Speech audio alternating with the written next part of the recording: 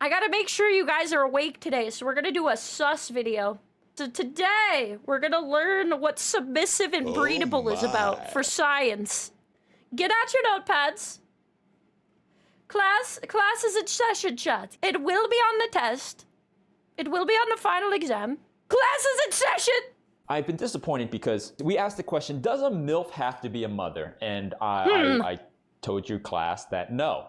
I think the conclusion we drew was that a MILF doesn't literally have to be a mother. Marissa Tomei, the actress who plays Tom Holland's Spider-Man's Aunt May. I thought it was clear. We did the readings, we went over it in class, but I guess some of the students were simply not paying attention. I had a lot of comments saying that Marissa Tomei, they said, Professor, that's a cougar. And I appreciate the effort. I appreciate that the cogs are... Oh, okay. So do they have to be a mother if it is a MILF? The M is definitely standing for mother. So do they get disqualified if they do not have offspring? But there's just something you're not quite grasping. Very good. It's very similar to like, a square is a rectangle, but a rectangle isn't a square. Parallelogram. Oh, I see. So MILFs can be cougars, but not all cougars are MILFs. I see. I don't know. It's something like that. A square is a parallelogram. Rectangle is a parallelogram. Make sure you write this down. This will be on the test, Chad. Write it down. But a rectangle is not a square. So, from Urban Dictionary, a cougar is an older, experienced woman who happens to find herself in a relationship, committed or not, with a younger man. I think is the most basic explanation. Going further, a woman aged like a fine wine. She's not necessarily desperate. She offers expertise and is open to new experiences. She simply wants to have fun. Though older, she may actually look younger. Attractive, confident. She's not interested in drama or games, as that would interfere. No, she knows what she wants. She's been on the earth long enough to find it out. With the pleasure she enjoys, from Urban Dictionary. A MILF is different. This is where we sort of get into the more abstract side of things. We talked about this idea of a MILF. Summarized by, someone might say just, she's MILFy. You know what I mean, class? And there's a difference between... So MILFy is an adjective and MILF is a noun. See? Like someone who's overtly attractive and sexy. And a MILF, what I don't like about people saying that my analysis of Marissa Tomei as a MILF is incorrect and that she is a cougar is because I think the main thing is that a cougar is looking for it. Like the animal that it references, the cougar's on the hunt. The cougar. Oh, they gotta be on the prowl. I see. The jungle. It also is determined by behavior. I see. It's hunting for the prey, the younger male. But a MILF is subdued behind this veneer of maturity and caringness. It's almost like a forbidden fruit type thing. Oh, right? I see. So a MILF is classy. I see. Like, oh, that's naughty. That's you know, that's it's more cultured. Allowed. But a cougar is on the hunt. And that's the distinction. And not only a motherly figure, because, you know, it's very obvious that an aunt is definitely a proxy for a motherly figure, but just motherly vibes. You can have a feeling. And part of that motherliness is not like, oh, I'm gonna fuck you. Too aggressive. That's a cougar. MILF is different. I see. I really don't want to see some misinterpretations of MILFiness. So I was very shocked at the number the cougar type is like frothing at the mouth. I see. You have to look out. Because they're gonna come get you. But the MILF is more cultured. I see. Students that had this misconception, so let's just make it clear. Also, I'm glad people are finding the lectures, mostly thanks to my groundbreaking. Basically, the Professor Lando Venn diagram of submissive and breedableness. This is going to be a more in-depth look in my submissive and breedable theorem. So this will be a preview into a future lecture, which is the thembology lecture, ancillary to the Fujoshi Yaoi lecture. It might stand alone based on how the curriculum is panning out. The submissive and breedable... Okay, write that down, chat. That's going to be the future lessons. Get prepared for that to bring your other textbooks on Wednesday to learn about the thembology. Venn diagram is my Yes. theorem, originally created when I worked in the fembology department. Okay, and you know, some would say that I'm not proud, but some would say that our experiments on the femboys were maybe a little short of ethical. Some would say maybe a little unethical. It reminds me of like Patrick Star when he's like Wumbo Wumbo Wig. And yes, but it was a different time. And yes, reflecting back, I can say that I do regret some of the things we did to those femboys. But society was able to progress.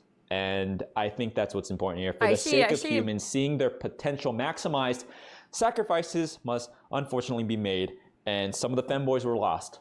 But part of those advancements is that I was able to come up with this theorem. So here, oh boy. We have Science, boys. submissive.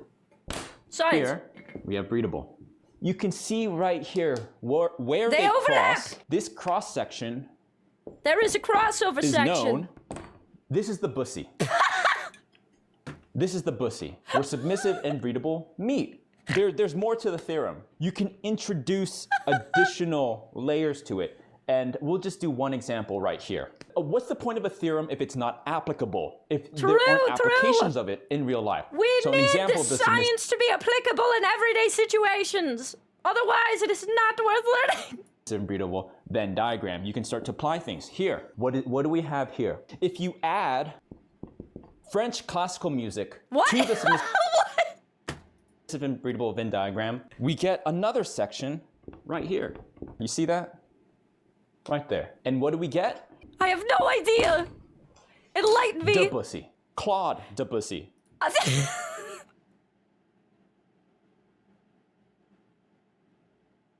Help. Help, that's so funny.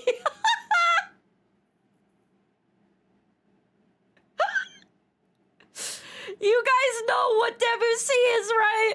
To make this work, here, I'm gonna make it worse for you.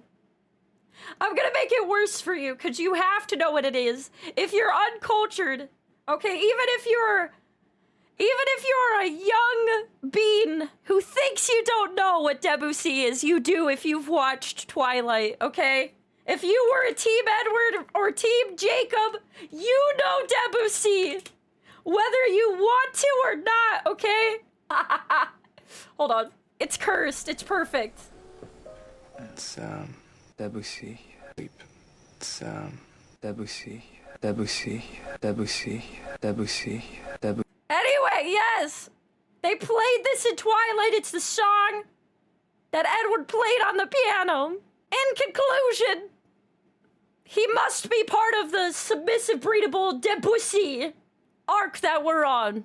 You're welcome. I applied it in real time with real knowledge to real scenarios of real cringe. You're welcome. Exact, the French Impressionist composer, Debussy. French Impressionist composer. Though he would not admit to himself to be an Impressionist composer, he very much disliked that term. But again, submissive, breedable, Bussy. Submissive, breedable French classical music, Debussy. We talk about applications, and I'm very happy that some academics have been able to apply my work. Here, Professor Lando, me, submissive and breedable meet in the crossover with Professor Lando up here. Oh my god, he's part of the equation! Is where the Profussy is. Submissive and breedable. He's the Profussy of the Debussy of the Bussy. Yeah. Submissive, breedable, French classical music. This is saucy. Debussy, French Impressionist composer. Submissive, breedable, Professor Lando. This goes deep, that's why I said to write it down, chat. Bussy, looking like Shang-Chi in the Ten Rings now. Deeply turned on, could you explain why? It's probably the sweater vest. Probably. Yeah, Shang-Chi in the Ten Rings. Shang-Chi and the 10 Bussies. Whoa. I'm Shang-Chi. I do have my pre-planned curriculums for the semester. Crazy. But if you want to see Professor Lando to cover a topic, perhaps give a full lecture on something, a topic that, I maybe don't have pre-planned, but you have something, go ahead and let Professor Lando know. This wasn't in the original curriculum, but we got a comment on YouTube asking Professor Lando. They asked, can you do a lecture on Omegaverse? And I was like, yes, I can do a lecture on Omegaverse. I see. If you guys don't know what Omegaverse is, that's okay, because Professor Lando will be covering that. We are the Ligma University Cat Boys. Nya. Let me hear you, Nya. That's right. His complete lack of enthusiasm when he did it. Can I transfer to Sigma State, or is it too late? The cheer uniforms. The Look cheer up dead in the eyes with no Tail enthusiasm. plug. What? Okay, so Babs, that's the thing. Give the them the Ligma cat University's cheerleaders are all femboys. Are all boys, because I know, some people say it's a little outdated, right? The barriers. But it's just tradition. When they're out on the when our player okay, hold on, let me think. When our players are out on the field and they're bringing home the gold for Ligma U against our rivals at Sigma State, they look over and see the femboy cheerleaders we got. It pushes them just a little further beyond. Get a little bit more of that test flowing. I see. Just get that dub for Ligma U. Okay, I don't know if that was. All right, let me demonstrate. Let me get the He might be school getting colors. lost in the Here at Ussy Ligma shots. U, we bleed orange and blue, and it's actually strategic. It's a strategic thing to give us an edge during the games, because when what does this look like? The neuron activation from its strategy. Whatever we can do to get ahead. Whatever we can do to get ahead. And this is how Ligma University sports stays ahead of the curve. Dirt slurper, volunteer to clean the tail plugs. That's actually, I don't mean to put you down, but it's very presumptuous to say you volunteer. The tail plug cleaner is actually a very sought after position here at Ligma University. Ew. And you actually have to submit an application. It's like the janitor of people's sussy devices. No. To the student union, and they go through thousands of applications. But I do appreciate the enthusiasm. And again, sorry, I don't mean to put you down, but that is how it works.